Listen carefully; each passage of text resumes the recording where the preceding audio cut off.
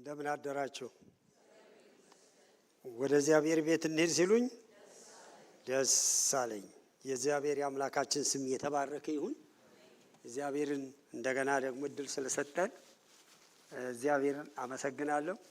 ሳሚ ጌታ ይባርክህ፣ ኳየሮች ጌታ ይባርካችሁ።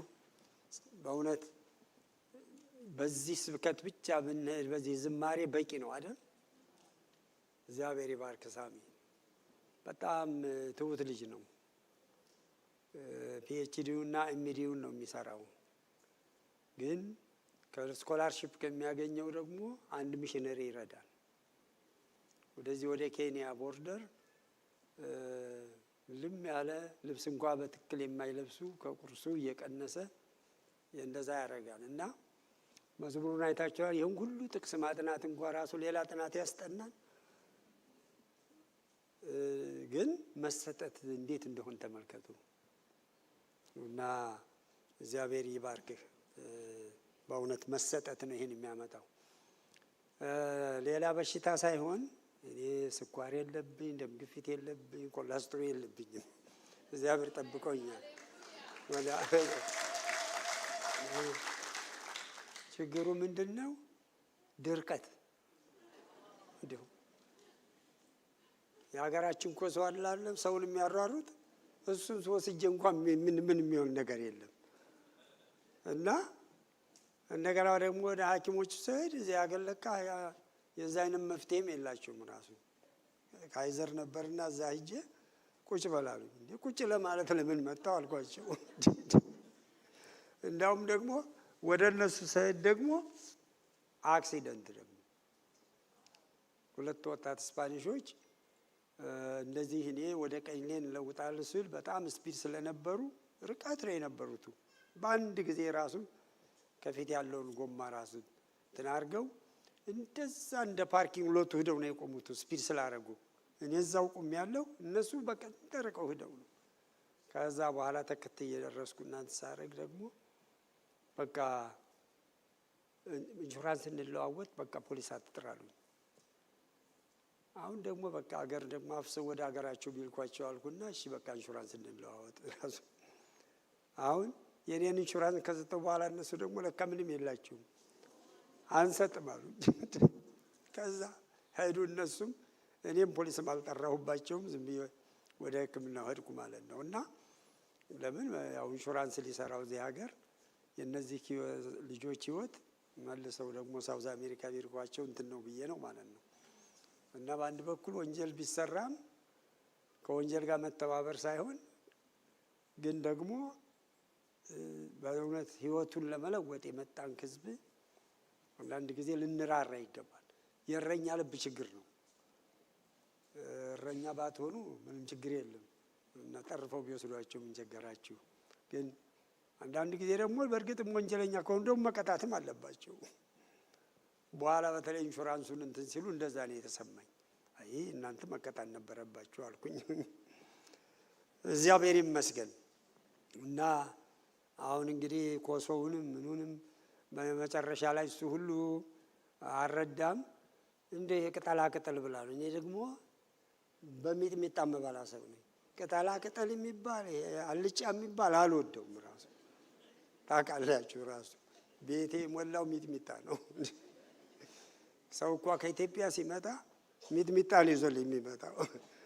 እና ስለዚህ ሁላችንም ቆምና የጌታን ቃል እናነባለን። በሱ ነበር። አሁን ደህና ነኝ እግዚአብሔር ይመስገን።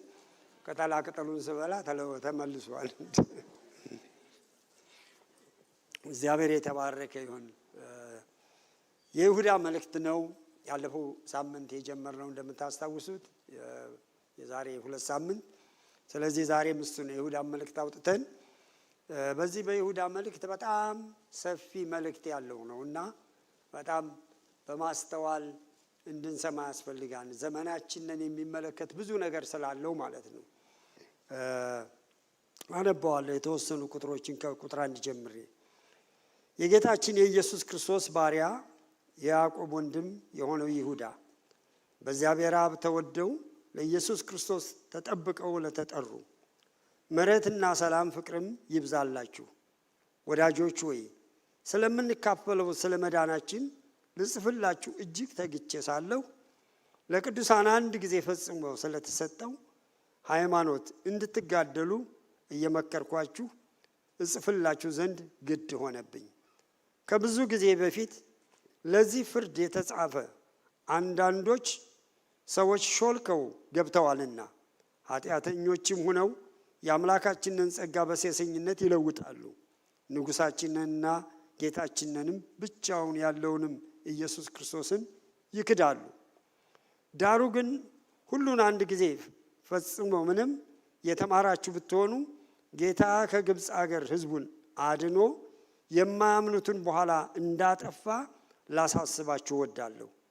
መኖሪያቸውን የተዉትን እንጂ የራሳቸውን አለቅነት ያልጠበቁትን መላእክትን በዘላለም እስራት ከጨለማ በታች እስከ ታላቁ ቀን ፍርድ ድረስ ጠብቋቸዋልና እንዲሁም እንደ እነርሱም ዝሙት ያደረጉትንና ሌላን ሥጋ የተከተሉትን ሰዶምና ገሞራም በዙሪያቸው የነበሩትን ከተማዎች በዘላለም እሳት እየቀጣ ምሳሌ ሆነዋል።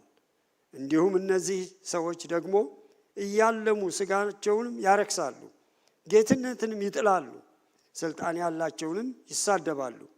የመላእክት አለቃ ሚካኤል ግን ከዲያብሎስ ጋር በተከራከረ ጊዜ ስለ ሙሴ ሥጋ ሲነጋገር ጌታ ይገስጽህ አለ እንጂ የስድብን ፍርድ ሊናገር አልደፈረም። እነዚህ ግን በማያውቁት ሁሉ ይሳደባሉ፣ አእምሮ እንደሌላቸው እንስሶች በፍጥረታቸውም በማያውቁት ሁሉ በእርሱም ይጠፋሉ። ወዮላቸው በቃየል መንገድ ሄደዋልና። ስለ ደመወዝም ለበለዓም ስተት ራሳቸውን አሳልፈው ሰጡ፣ በቆሬም መቃወም ጠፍተዋልና። እነዚህ ከእናንተ ጋር ሲጋበዙ በፍቅር ግብዣ እንደ እድፍ ናቸው። እንደ እረኞችም ያለ ፍርሃት ራሳቸውንም ይጠብቃሉ። በንፋስ የተወሰዱ ውሃ የሌለባቸው ደመናዎች፣ ፍሬም የማያፈሩ ሁለት ጊዜም የሞቱ ከነስራቸውም የተነቀሉ በበጋ የደረቁ ዛፎች የገዛ ነውራቸውንም አራፋ እየደፈቁ ጨካኝ የባህር ማዕበል ድቅድቅ ጨለማ ለዘላለም የተጠበቀላቸው የሚንከራተቱ ከዋክብት ናቸው። የአዲስ ኪዳን መልእክት አይመስልም? የሚገርም ነው። እንጸልያለን። እግዚአብሔር አባታችንና አምላካችን ሆይ በአምልኮ በዝማሬ በጸሎቱ ሁሉ ጌታ እግዚአብሔር ሆይ ከማለዳ ጀምረህ በብዙ መንገድ እየተናገርከን አለ። አቤቱ አሁንም እግዚአብሔር አምላካችን ሆይ ማስተዋል እንዲበዛልን እንጸልያለን። ከዚህ ክፉ ዘመን የምንጠበቅበትን የምናመልጥበትን እግዚአብሔር አምላክ ሆይ በዚህ የሕይወት ቃል በተጻፈው መኖር የምንችልበትን ጸጋ እንድሰጠን እንጸልያለን። እባክን እግዚአብሔር አምላካችን ሆይ የተግባር ሰዎች አድርገን። አቤቱ እግዚአብሔር ሆይ ወንጌላውያን አብያተ ክርስቲያናት ብዙ እንናገራለን፣ መኖሩ ላይ ግን የለንምና አቤቱ በመኖር የተገለጠ ሕይወት እግዚአብሔር ሆይ በእያንዳንዳችን በሕዝብ ላይ እንዲበዛ በኢየሱስ ስም ለመንኩ። ሁሉ ለክብርህ ይሁን በጌታ በኢየሱስ ስም። እግዚአብሔር ይባርካችሁ። ተቀመጡ። እንግዲህ ያለፈው ሳምንት ተመልክተናቸው ነበረ። እንደምታስታውሱት የዚህ ይሁዳ መልእክት በጣም አጠንክሮ ከሚናገረው ነገር ስታዩ በዚህ በፍጻሜ ዘመን ላይ ሾልከው የገቡ ሰዎች አሉ ይላል። ሾልከው ይገባሉ። ጌታ ኢየሱስ ክርስቶስ የበግ ለምድ ለብሰው ከሚመጡ ተኩላዎች ተጠንቀቁ አለ ማቴዎስ 7 ላይ። የበግ ለምድ ለብሰው ከሚመጡ ተኩላዎች እና ብዙ ጊዜ ሰዎች ታውቃላችሁ፣ አንዱ እኔ ሰይጣን ነው ማመልከው ብሎ ቢመጣ አይታለሉ። ነገር ግን ጽድቅ መስሎ የሚመጣ የእግዚአብሔር ነገር ያለው መስሎ የሚመጣ ግን በጣም ብዙዎችን እንትን ያደርጋል። ታውቃላችሁ፣ ጠንቋዮች እንኳን ሳይቀር አንዳንድ ጊዜ እግዚአብሔርን ስም እየጠሩ ነው ሰውን የሚያታልሉበቱ፣ ሰውን ወደ እነሱ የሚወስዱበቱ። ነገር ግን የእግዚአብሔር ቃል እንድንጠነቀቅ እንደ አማኝ እንደ ክርስቶስ ተከታዮች የምናደርገውን ነገር ሁሉ በጥንቃቄ ማድረግ እንዳለብን ይነግረናል። ከሁሉ በላይ ለግል ሕይወታችን እንዴት መጠንቀቅ እንዳለብን። ምክንያቱም ጌታ የሰጠን ሕይወት የዘላለም ሕይወት ነው።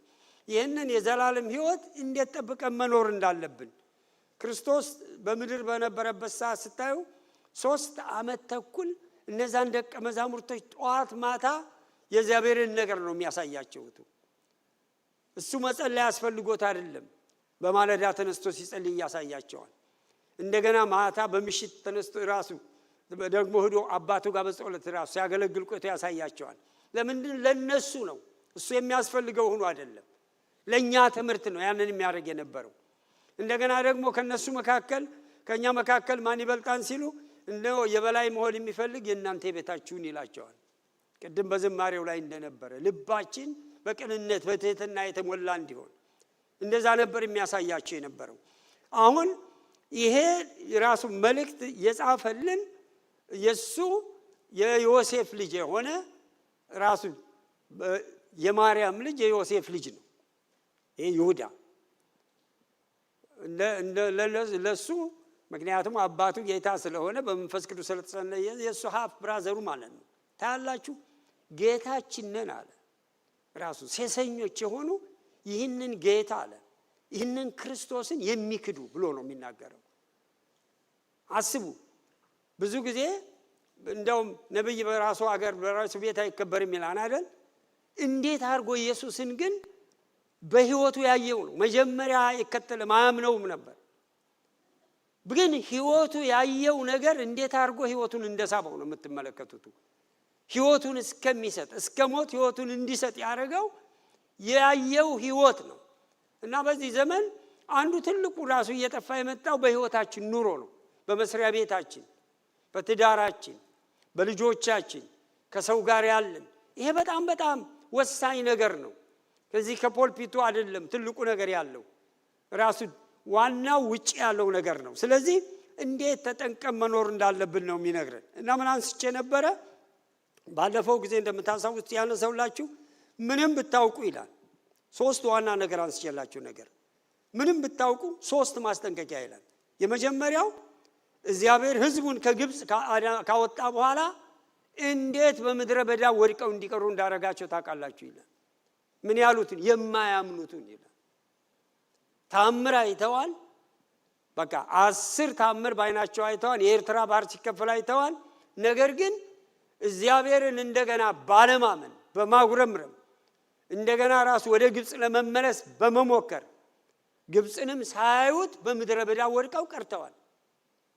እንዴት ከባድ ማስጠንቀቂያ እንደሆነ ተመልከቱ። የራሱን ህዝብ ማለት ነው። ሁለተኛው እንደገና ደግሞ እዚሁ ላይ ራሱ ያነሳልን ደግሞ ምንድነው?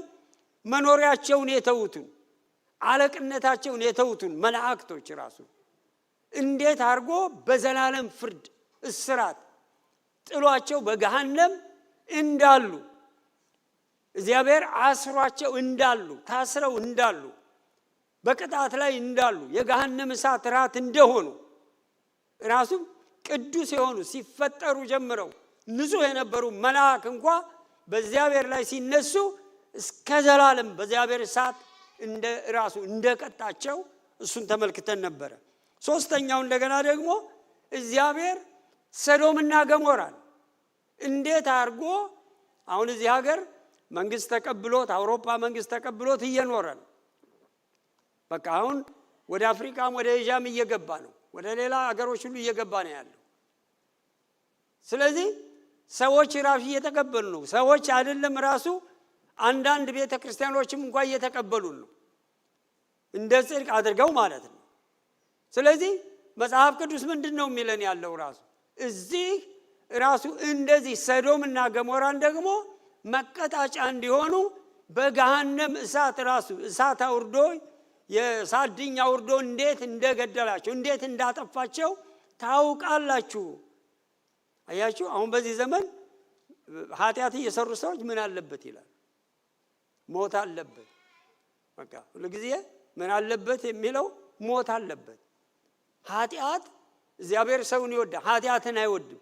ስለዚህ ይሄ ገዳይ የሆነ ኃጢአት የሚባል ነገር የብዙዎችን ህይወት ራሱ እንደቀላል እየታየ ያለበት ዘመን ነው። ጌታ ኢየሱስ በመስቀል ላይ ራቁቱን ራሱ ተገርፎ ለኔና ለናንተ ደሙን ያፈሰሰው እኔና እናንተ ከኃጢአት ነጽተን የሱን ጽድቅ ይዘን መቆም እንድንችል ነው። አንዱ የተጠራነበት ማለት ነው። እንደገናም ደግሞ አይታችኋን በኖህ ዘመን አንድ ታክሲ ነች ራሱ እንደዚህ ስናወራ አሁን እግዚአብሔር የኖህን ዘመንና ሰዶምና ገሞራ እንዴት እንደቀጣ አታውቅም እያልኩ ስመሰክርለት አለ እንትን ሲለኝ ሲከራከረኝ ከዛ በኋላ ከዛ እባክህ ዝም በል ራሱ እግዚአብሔር የተናደደ እንደሆነ እንዳታስጠፋኝ ዝም በል አለኝ አለ። when God he got mad he going to destroy the world please ዝም በል አለኝ አለ። እና አያችሁ እግዚአብሔር ራሱ እንደዚህ የፍቅር አምላክ እንደሆነ ደግሞ እንደዚህ ኃጢአትን የሚቀጣ ነው። ኃጢአት ያለ ቅጣት አያልፍም። ኢቭን ጌታን ብናውቅ እንኳን ታውቃላችሁ ንስሐ ገብተን ወደ እርሱ ጌታዊ ለምሳሌ ኤግዛምፕል ልስጣችሁ። አንድ ሰው ለምሳሌ ቢዋሽ ጌታዊ ዋሽቻለሁ በደምህ እጠበኝ እስካላለ ድረስ ህብረት አይኖርም ከጌታ ጋር። የጌታ ልጅ ነው፣ ህብረት ግን የለው። እዚህ ቀደም በባልና በሚስት ምሳሌ ሰጥቻለሁ። ምክንያቱም ኃጢአቱን እግዚአብሔር አብሮ መኖር ስለማይችል ኃጢአቴን ተናዝዤ ነው እንደገና ከሱ ጋር ህብረት ማድረገው። አያችሁ እናት የወለደችውን ልጅ ራሱ ጭቃ ተለቅልቆ ወይም ሰገራው ላይ እንትን ብሎ ብታገኘው እስከዛ እስከ ጭቃው እስከንትኑ አታቅፈው። እሱን ትጠራርግና ከዛ በኋላ ወስዳ ጉያዋ ታስገባዋለች። ለምን? ልጇ ነው። ነገር ግን እስከንትኑ እስከ ቆሻሻው አይደለም። ቆሻሻው መጀመሪያ ታጸዳለታለች። የወለዳችሁ ታውቃላችሁ። ስለዚህ እግዚአብሔር ልክ እንደዚህ ነው እንጂ እስከ ቆሻሻችን አብረን እንድንኖር አይፈልግም። አሁን በዚህ ዘመን ምን አለበት የሚል ትልቅ ችግር ስላለ ነው። እሺ እንቀጥል። ሌላ እንደገና ደግሞ ተጨማሪ የሚሰጠን ነገር አለ። 3 ማስረጃዎች አሁንም እንደገና ደግምላችኋለሁ። 3 ማስረጃዎች። እነዚህ ደግሞ እያለሙ ስጋቸውን ምን ይላሉ ይላል ያረክሳሉ። ስልጣን ያላቸውን እንደገና ምን ይላሉ ይሳደባሉ። የመላእክት አለቃ ሚካኤል ስለ ሙሴ ስጋ ሲከራከር ጌታ ይገስጽህ አለ እንጂ ፍርድ ቃል አልተናገረም ይላል። ታውቃላችሁ በጣም እኮ ደፋሮች አሉ። በጣም የድፍረታቸው ልክ ራሱ እኔና ኢየሱስ አንድ ነን ብሎ የሚናገር ሰባኪ ሰምቻለሁ። እኔ ምንም ከእግዚአብሔር የምለይበት የለም እኔ እንደ እግዚአብሔር ነኝ ብሎ ሲናገር ሰምቻለሁ። የእግዚአብሔር ሕይወት የተቀበልነ ሰዎች ነን እንጂ እግዚአብሔር መሆን አንችልም። የክርስቶስ ሕይወት የተቀበልነ እግዚአብሔር ግን መሆን አንችልም። የክርስቶስ ሕይወት ያለንን እንጂ ክርስቶስ ራሱ እሱን እንድንመስል ነው እንጂ እሱ አይደለም። እንድንመስል ነው የተጠራነው። ስለዚህ የእግዚአብሔር እውነት የሚመስሉ ነገር ግን ሐሰት የሆኑ በተለይ በዚህ ዘመን በዩቲዩብ የምትሰሙ በጣም ልትጠነቀቁ ይገባል። የምትሰሙትን በጣም ለዩ። በጣም ብዙ እንደውም የጸሎት ጊዜያችን የእግዚአብሔር ቃል የምናጠናበት ጊዜ ይወስድብናል ያን ማድረጋችን። ስለዚህ ሚካኤል ይላል። እኔ ብዙ ጊዜ ስጸልይ ለበሽተኞችም ራሱ አንዳንድ ጊዜ ጠላትን እምልበታለሁ። ታውቃላችሁ ሰይጣን ለምንድን ነው ስለ ሙሴ ስጋ የተከራከረው? ሰይጣን አፈር ትበላለህ ተብሎ የተረገመ ነው። ስለ ሙሴ ነፍስ አልተከራከረም፣ ስለ ሙሴ ስጋ ነው። ታውቃላችሁ አሁን ምናልባት በጤንነት ችግር በተለያየ የምታልፉ እግዚአብሔር ይመስገን ስለ ሐኪሞች እነሱ የሚረዱበታል። ሰይጣን አንዱ ታውቃላችሁ ታርጌት የሚያደርገው በስጋችን ነው፣ መከራ በማምጣት ነው። በቃ እንድናማር። አሁን በቀደም ይሄ ሐኪም ሀፕን ያደረገቀን ጠዋት የልጅ መኪና ተሰበረ። መኪና ተሰብሯል። እኔ ራሱ እኔም አልመጣም አልኩት። ማታ እንደገና ደግሞ እኔ ተጋጨ። አሁን እየዘመርኩ ነው ወደ ክሊኒኩ ሄዱ። ሰይጣን እንድናጉረመርም አይፈልግም። ማለት እንድናጉረመርም ነው የሚፈልገው፣ እንድናመሰግን አይፈልግም። የሚከራከረው ወይ በንብረታችን ወይ በጤናችን።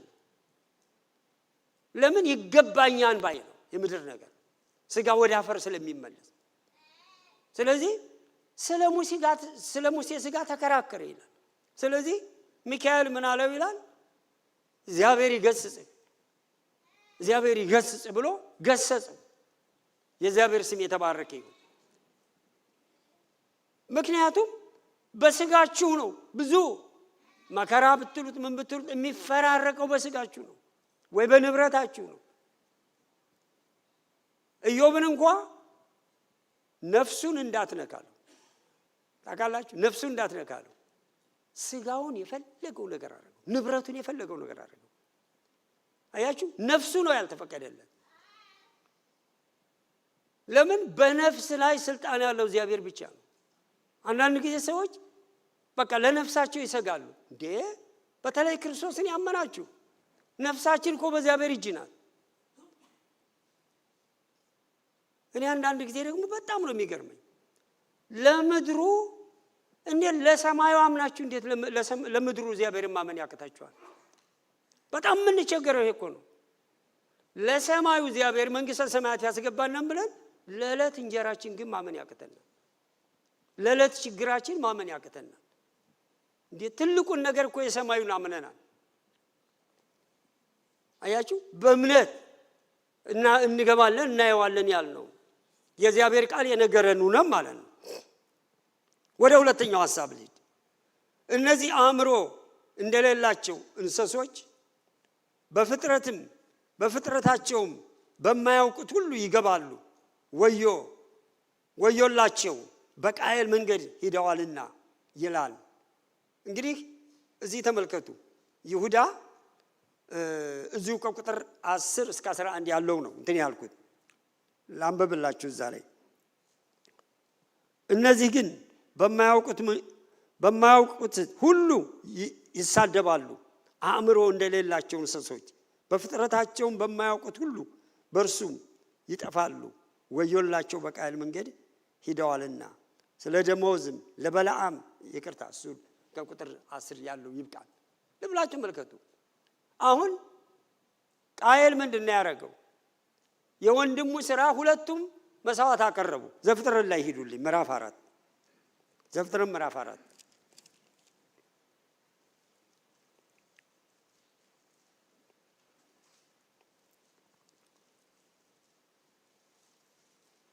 ዘፍጥረት ምዕራፍ 4 ከቁጥር 1 ጀምሮ። አዳም ሚስቱን ሔዋንን አወቀ፣ ጸነሰችም፣ ቃየልን ወለደች። እርሷም ወንድ ልጅ ከእግዚአብሔር አገኘሁ አለች። ደግሞም ወንድሙንም አቤልን ወለደች። አቤል በግ ጠባቂ ነበር፣ ቃየልም ምድርን የሚያርስ ነበር። ከብዙ ቀንም በኋላ ቃየል ከምድር ፍሬ ለእግዚአብሔር መሥዋዕትን አቀረበ። አቤል ደግሞ ከበጎቹ በኩራትና ከስቡ አቀረበ። እግዚአብሔርም ወደ አቤልና ወደ መሥዋዕቱ ተመለከተ፣ ወደ ቃየልና ወደ መሥዋዕቱ ግን አልተመለከተም። ቃየልም እጅግ ተናደደ፣ ፊቱም ጠቆረ። እግዚአብሔርም ቃየልን አለው፣ ለምን ተናደድክ? ለምንስ ፊትህ ጠቆረ? መልካም ብታደርግ ፊትህ የሚያበራ አይደለምን? መልካም ባታደርግ ግን ኃጢአት በደጅ ታደባለች፣ ፍቃዷም ወደ አንተ ነው። አንተም ግን በእርሷ ላይ ንገስባት። ቃየል ወንድሙን አቤልን ና ወደ ሜዳ እንሂድ አለው። በሜዳም ሳሉ ቃየል በወንድሙ በአቤል ላይ ተነሳበት፣ ገደለውም ይላል። ልብ ብላችሁ ተመልከቱ። አሁን ለምንድን ነው በቃየል መንገድ አትሂዱ የሚለው? አሁን አቤል ሁለቱም መስዋዕት ነው ያቀረቡት። መስዋዕት ተቀባዩ ማን ነው? እግዚአብሔር ነው። አሁን እንግዲህ አስቡ፣ ሁለቱንም መስዋዕት ራሱ አቅራቢ ናቸው። መስዋዕትን የተቀበለው ግን እግዚአብሔር ነው። የምናገለግል ሰዎች እውነት እግዚአብሔርን ነው የማገለግለው ብለን ነው የምናገለግለው ወይስ? አሁን ቃየል እኮ ያደረገው መሰላችሁ? አገልጋይ ነው ለመባል ነው ያደረገው፣ አምላኪ ነው ለመባል ነው ያደረገው። ግን ልቡ ግን ደስ ብሎት ያቀረበው መስዋዕት አይደለም። ደስ የሚለውን እግዚአብሔር ደስ ያሰኘዋን የሚለውን መስዋዕት አላቀረበም። አቤል ግን ራሱ እግዚአብሔር ደስ የሚያሰኘው በኩሩን የመጀመሪያውን ማለት ነው። መጀመሪያ ጧት ተነስታችሁ ትጸልያላችሁ ወይስ መጀመሪያ ጧት ተነስታችሁ ስልክ ላይ ትቀመጣላችሁ? ልክ እንደዛ ማለት ነው። የመጀመሪያውን የሰጠው የመጀመሪያውን በኩር የሆነውን ሰጠው። እግዚአብሔር ወደ አቤልና ወደ መስዋዕቱ ተመለከተ ይላል። እንደገና ቃየል ምን ሆነ? ተናደደ። እግዚአብሔር ነው ተቀባዩ። አሁን ወንድሙ ምን አደረገ? የመጀመሪያው ታውቃላችሁ ራሱ ከነበረው ራሱ የዓለምን ፍጥረት ግማሹን ያጠፋ ራሱ ቃየል ነው። ሁለት ነበሩ፣ አንዱን ገደለው። ኦልሞስት የዓለምን ግማሽ ገደለ ማለት በአንድ ጊዜ። የወንድሙ ስራ በእግዚአብሔር ዘንድ ተቀባይነት ስላገኘ። በወንድሞቻችሁ በእህቶቻችሁ ምቀኑ ሰዎች አላችሁ። እኔ አንዳንድ ጊዜ ምን እላለሁ? ዓለማውያን ቢሆኑ እንኳን እግዚአብሔር ይባርካቸው እላለሁ። ድሃ ከሚሆኑ ቢባረኩ ይሻላል እላለሁ። ሀገራችንን ለማኝ ያሰኛ ድህነት እኮ ነው። ለምን ገሌ ባለጸጋ ሆነ ብሎ ይቀላሉ ሰዎች።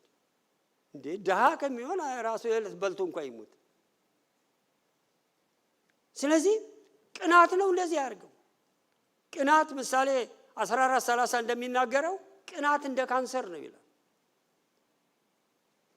አያችሁ፣ ትክክለኛ ቅናት ካልሆነ ራሱ ያ መልሶ እኛን ይጎዳል። በእህት በወንድማችን ራሱ የተሻለ ነገር እግዚአብሔር በማድረጉ ደስ ልንሰኝ ነው የሚገባው። ለዚህ ነው ቅድም ልቤን ይልኝ የሚለው በመዝሙሩ ላይ ልባችን ልናይበት የሚገባ ነው። በጣም የሚገርም ነው። እንደገና ዕብራውያን ላይ ስትመለከቱ ምዕራፍ 12 ቁጥር 15 ላይ ምን ሆነ ይላል ናሱ። አያችሁ፣ የኤሳውን ነገር ያነሳል፣ የቃየልን ነገር ያነሳል። ደሙ አሁን ወደ እኔ ይጣራን ይላል። የአቤል ደም ይጣራን በቃየል ላይ ፍርድ እንዲሰጥበት። ታውቃላችሁ ሰው በቅናት ሲነሳ እንዴት ከባድ እንደሆነ ታያላችሁ። ምን እንዳረገ እግዚአብሔር ኧረ ኃጢአት በፊትህ እኮ አለ ተመለስ፣ የወንድም ስራ መልካም ያንተ ክፉ ስለሆነ ለምንድን ነው ብሎ እየጠየቀው እግዚአብሔርንም አልሰማው። ሄዶ ምን አረገ? ወንድሙን ገደለው። ዛሬ ታውቃላችሁ ነፍሰ ገዳይ የሚለው መጽሐፍ ቅዱስ ሄደን ጥይት ስንተኩስ አይደለም፣ በጥላቻ ከተሞላ። እዚህ ሜዲካል ዶክተር አላችሁ ብዙዎች ታውቃላችሁ። ይሄ በውስጥ ቂም መያዝ ራሱ በውስጣችን ራሱ ክፋት መያዝ ይቅር አለ ማለት ራሱ የሃርቫርድ ሜዲካል እንትን ራሱ ጋዜጣቸውን አንብቡ። 22 አይነት በሽታ ያመጣል። ለጤንነታችን እንኳን ለዚህ ነው ፀሐይ ሳይገባ ይቅር በሉ ሲል መጽሐፍ ቅዱስ የሚነግር ለጤንነታችን እንኳን ጥቅም አለ። እና አሁን በዚህ የተጎዳ ነበር ማለት ነው ቃየል። እንደገና ደግሞ አእምሮአቸው የጠፋባቸው ይላል። አእምሮ የጠፋባቸው ደግሞ ማንን ነው የሚያነሳው? በለዓምን። በለዓም ምን አይነት ሰው ነው? ባለፈው በዓርብ ጊዜ ወንድማችን ሚኪ ራሱ ሲያስተምር አይታችኋል። በለዓም እግዚአብሔር አትሄድ ራሱ እስራኤልን አትርገም አለው። በላቅ እንዲረግምለት ነው የጠራው። አሁን አትርገም እያለው አሁን እሱ በቃ እዛ በኋላ ምን አለ? አይ እኔ እናንተ ጋር አልሄድም አላቸው። አሁን እንደገና ያ በላቅ ንጉሱ አሁን መልሶ ደግሞ ታላላቅ ሰዎችና ትልቅ ስጦታ አስይዞ እንደገና ሁለተኛ ላካቸው። ሁለተኛም እንደገና እግዚአብሔርን ቆይ ልጠይቅ አላቸው። መንፈሳዊ ነው አይደል የሚመስለው ስታዩት? እግዚአብሔር ሁለት አፍ የለው። አንድ ጊዜ ማን ነው አሁን ወደ ጌታ ሄዷል፣ መኮንን ጠገራ የሚሉት መካኒሳ የሚያገለግል እና እሱ እንደዚህ ቃል እየሰበከ አንዲቱ ተነስታ ትንቢት ተናገረች አለው። ከዛ በኋላ ቁጭ በይ፣ እግዚአብሔር ሁለት አፍ የለው፣ መልእክት ካለሽ በኋላ ተናገሪ፣ እግዚአብሔር አሁን እየተናገረ ነው፣ ቁጭ ብለሽ ስሚ አላታለሁ። እና እግዚአብሔር የተናገረውን አይለውጥም። አትሂድ ብሎታል። አሁን ግን የተሻለ ጥቅም። አቤት በዚህ ዘመን ስንት አገልጋዮችን ገሏል ገንዘብ። እግዚአብሔርን በጣም እናመሰግናለን። እዚህ ቤተ ክርስቲያን አንዱ እግዚአብሔርን ከማመሰግንበት እንደዛ ነው። እኛ ፓስተሮቹ በገንዘብ ነገር ብትጠይቁን ምንም አካውንቱንም አናውቅም። ምክንያቱም ማኔጅ የሚያደርጉት እናንተ የመረጣችኋቸው ሽማግሌዎች ናቸው። እኛ በሪፖርት ብቻ ነው የምናውቀው። ለምን? ገንዘብ ብዙ ገሏል። እንደውም ምን ይላሉ እዚህ ሀገር 3G የሚሉት አለ፣ 3F የሚሉት አለ። ራሱ ፌም ዝና ከመፈለግ ራቁ። ፋይናንስ ገንዘብ ራሱ ከሚመኝ ራሱ ሐሳብ ራቁ። እንደገና ደግሞ ፊሜል ከሴት እንደገና ደግሞ ከመንዝራነት ራቁ ብለው 3 ራሱ ኪለር። ስለዚህ ከነዚህ 3 ኪለሮች ሽሽ ይላሉ። ለምንድን ነው? ጎጂ እንደሆነ። አሁን በላም በዚህ ነው የተወሰደው።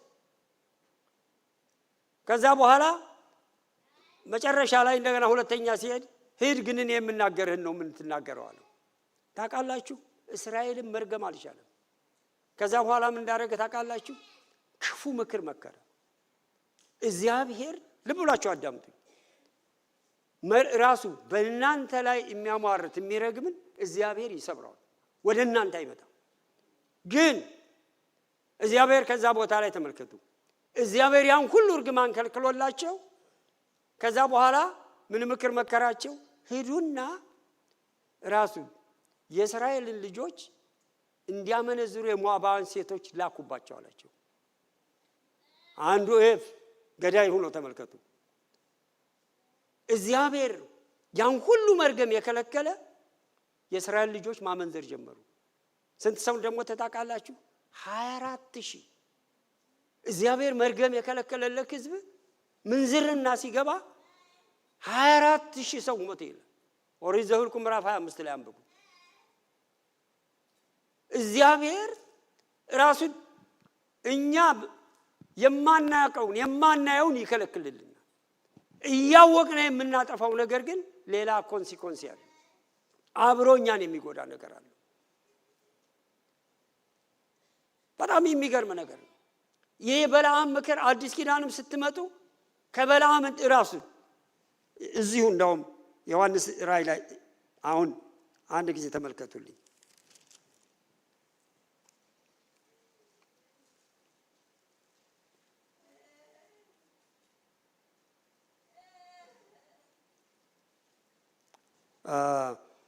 ምዕራፍ 2 ዮሐንስ ራእይ ምዕራፍ 2 ቁጥር 14 ጀምሮ ያለውን አንበል። ዳሩ ግን ለጣዖት የታረደውን እንዲበሉና እንዲሰሰኙ በእስራኤል ልጆች ፊት ማሰናከያ ሊያኖርባቸው በለዓቅ ያስተማረውን የበለዓምን ትምህርት የሚጠብቁ በዚያ ከአንተ ጋር ስላሉ የምነቅፍብህ ጥቂት ነገር አለኝ ይላል። ታውቃላችሁ ወዴት አስገባቸው? ወደ አመንዝራነት፣ ወደ ጣዖት አምልኮ። አዲስ ኪዳን እንኳን የሰው ተጠቅሷል። አያችሁ ወንጌል የሰበኩ እየመሰሉ በዝሙት የሚኖሩ፣ ወንጌል የሰበኩ እየመሰሉ የገንዘብ ጣዖት የሚወስዳቸው፣ ወንጌል እየሰበኩ የሚመስሉ እንደዚህ እንደገናም ደግሞ የእግዚአብሔርን ነገር የሚያቃልሉ እንዳሉ መጽሐፍ ቅዱስ ይነግረናል። የዚህ የይሁዳ መጽሐፍ አንዱ የሚያስጠነቅቀን እሱን ነው። ወደ ሶስተኛው ሐሳብ ልሂድ።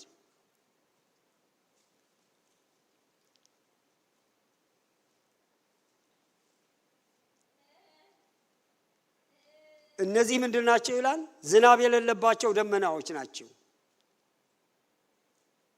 እዚሁ ቁጥር 12 ላይ ላንብብላችሁ።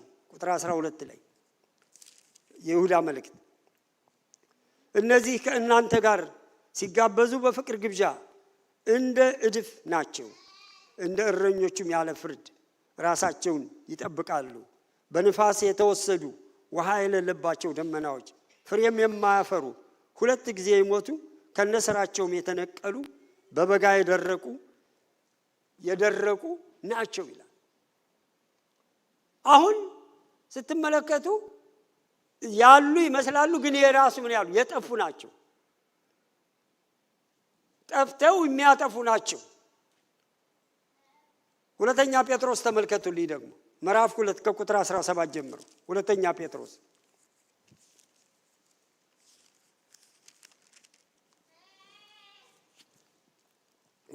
ጴጥሮስ ምዕራፍ 2 ከቁጥር 17 ጀምሮ ድቅድቅ ጨለማ ለዘላለም የተጠበቀላቸው እነዚህ ውሃ የሌለባቸው ምንጮች በአውሎ ነፋስ የተወሰዱ ደመናዎች ናቸው። ከንቱንና ከመጠን ያለቅ ታላቅ የሆነውን ቃል ይናገራሉና በስተት ከሚኖሩ አሁን የሚያመልኩት በስጋ ሴሰኞች ምኞት ያታልላሉ። ራሳቸው የጥፋት ባሪያዎቹ ነው አርነት ትወጣላችሁ እያሉ ተስፋ ይሰጧቸዋል። ሰው ስለተሸነፈበት ስለ እርሱ ተገዝቶ ባሪያ ነውና ይላል። ልብላችሁ ተመልከቱ። እነዚህ ሰዎች ምን አይነት ናቸው ይላል?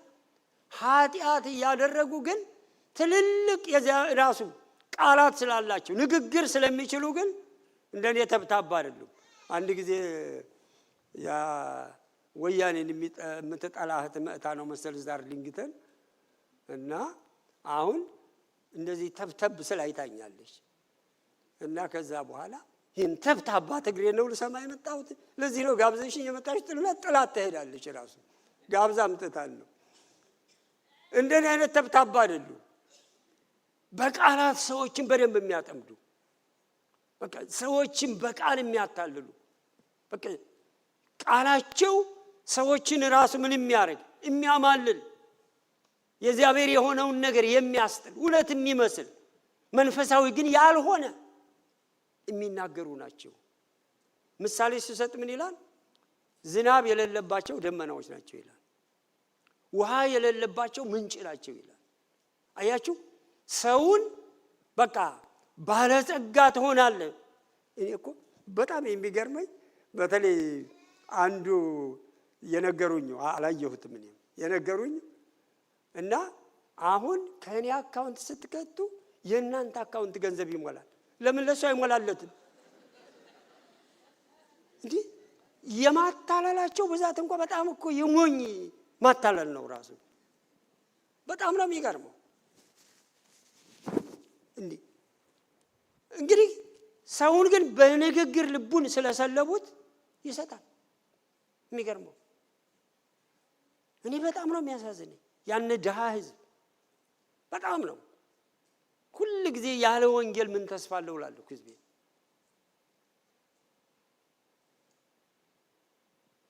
ተስፋቸው ወንጌል ነው።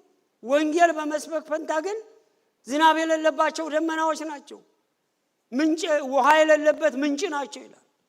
ሲናገሩ ሰውን በተስፋ ይሞሉታል። በቃ ሰውን ኤክሳይት ያደርጉታል።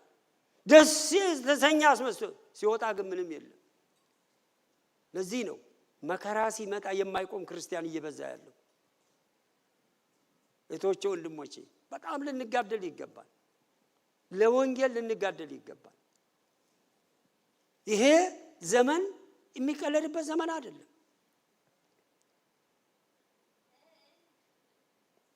ወደ አራተኛው ነጥቤ ልሄድ። እንደገና እዚሁ ይሁዳ ላይ ተመልከቱ። ቁጥር 13 ላይ ላንብበው።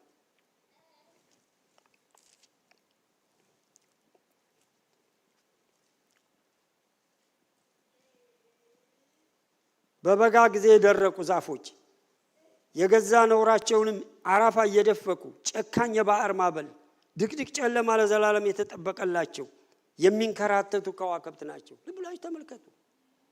ለራሳቸው ያረፉ አይደሉም። እኔ በጌታ አንዱ በጣም ደስ ከሚልህ ምንድነው ብትሉኝ ማረፍ በቃ ምኑም ነገር ራሱ የሚያስጨንቃችሁን ነገር በሱ ላይ ጥላችሁ በሱ ላይ እርፍ ማለት ጥሪያችን ያኩ ነው። እናንተ ሸክማችሁ የከበደ ሁሉ ወደ እኔ ኑ እኔም አሳርፋችኋለሁ። ቀንበሬ ልዝብ ሸክሜም ቀለል ነው። ኑና ከኔ ተማሩ እኔ ልቤም ትሁት። ማቴዎስ 11 ከቁጥር 28 እስከ 30 ጌታ ኢየሱስ ክርስቶስ የጠራን ለዚህ ነው። እህቶቼ ወንድሞቼ በጣም እነዚህ ሰዎች ግን ምንድን ናቸው ይላል? ቸርች ውስጥ ናቸው፣ ሰባኪ ናቸው፣ እረፍት ግን የላቸውም። የተንከራተቱ ናቸው። አንዱ ምንድነው አንተ ራሱ ውጭ ሀገር ቤት ገዝተሃን ይባላል። ለምን ምን ሊያደርግልህ ነው ብሎ ጠየቀው ማለት ነው አንድ ተንኮለኛ ወንድም። ከዛ በኋላ አይ ይሄ ያልተሳካ እንደሆነ አለ። ልብላችሁ ተመልከቱ። ለሌሎቹ ይሳካላችኋል እያላቸው ነው። ዝናብ የሌለበት ደመና ማለት ነው። ምንም የሚጠብቃቸው ድቅድቅ ጨለማ የሚጠብቃቸው። ሁለተኛ ጴጥሮስ ደግሞ ተመልከቱ ምዕራፍ 2።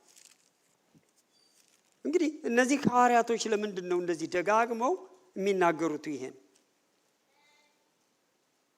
ሁለተኛ ጴጥሮስ ምዕራፍ 2 ቁጥር 16 እንደዚህ ይላል፣ ነገር ግን ስለመተላለፋቸው ተዘለፈ፣ ቃል የሌለበት አህያ በሰው ቃል ተናግሮ የነብዩን እብደት አገደ። እነዚህ ድቅድቅ ጨለማ ለዘላለም የሚጠብቃቸው እነዚህ ውሃ የሌለባቸው ምንጮች ናቸው ይላል።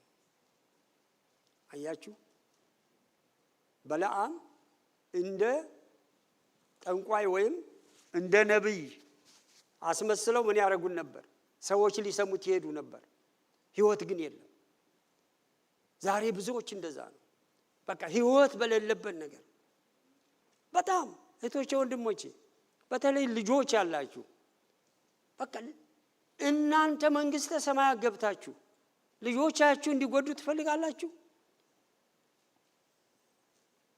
በቃ ልጆቻችሁ እንዲማሩ፣ ልጆቻችሁ የእግዚአብሔር ነገር እንዲያውቁ በቃ ልትጸልዩ ይገባል፣ ልንማለድ ይገባል።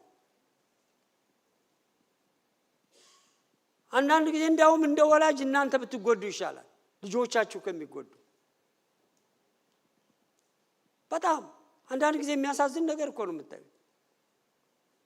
ባለፈው አንድ ቤተሰብ በኋላ እንደውም በሱ ምክንያት እናትየዋም ሞተች። ልጅ ጋር የሚማሩ የነበሩ የኦርቶዶክስ እምነት ተከታይ ናቸው። እስከ 8ኛ ክፍል ልጅ ጋር 9ኛ ክፍል ሲያገቡ ልጁ ድራ ገባ። እነሱ ከዛ በፊት ጧት እናት ማታ አባት ነው የሚያነሳው። በኋላ ሁሉንም በቃ አድጓን ብለው ትተው እነሱ እንትን አሉ። ያ ልጅ መጨረሻ ላይ ጓደኞቹ ጋር ተያዘ። በድንጋጤ እናትየዋ ፍሪዝ ሆነች። 8 ዓመት ፍሪዝ ሆና ሳትናገር ሳትጋገር ወደ ራሱ አረፈች። ልጁ አሁን 9ኛ ክፍል ድሮፕ ያደረገ ነው። የተለያየ ሚኒመሞች ይሰራል። ልጆቻችን ላይ ልንሰራ ይገባል። በትምህርታቸው ቢሆን እንደነ ዳንኤል እንደነ አስቴር፣ በመንፈሳዊ ነገራቸው ቢሆን በጣም ምክንያቱም ለምን እኛን ይረዳል እነሱን አይረዳም? ይረዳል። አሳልፈን እንስጠው እንጂ በቃ ባላደራዎች ነን። አሳልፈን እንስጠው። የእግዚአብሔር ስም የተባረከ ይሁን። 5ኛ ነኝ። 4ኛ እግዚአብሔር ይላል ከአዳም እስከ ሄኖክ እነዚህን እንደገደላቸው እድላቸውን የሚያጉረመርሙትን እንደገደላቸው እናንተም ደግሞ እንደዚህ እንዳትሆኑ ተጠንቀቁ። እዚህ ይሁዳ መልእክት እንደገና ተመልከቱ።